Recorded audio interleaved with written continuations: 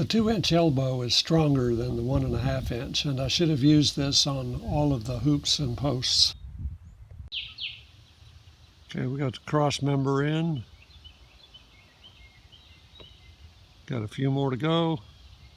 Here the corner cross member adds stability to the end walls.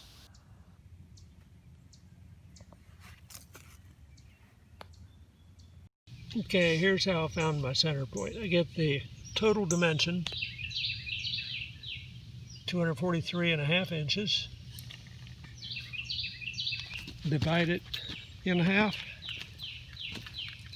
and that is where I mark my center point. That's the center of that part. So then you make a plumb bob.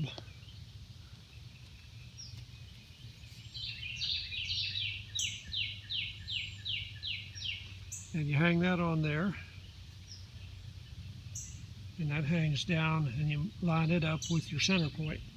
So I'm just a little bit off here. I need to remark that. So the plumb bob has the center point marked, top and bottom, and I've done the same thing on the other side. This also tells me the vertical dimension is accurate using the plumb bob. Now that the center is found, I can take it all the way down to the center of the other end, and that gives me the centers of all the hoops. Using my abundance of rocks, I built a retaining wall behind the air pipes. Here we brought up the outside grade to match the baseboard.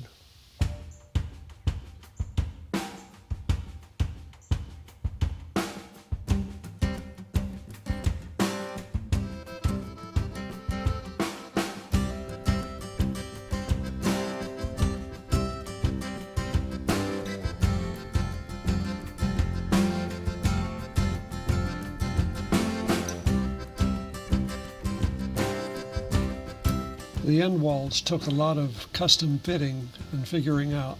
You just have to wing it to fit your project.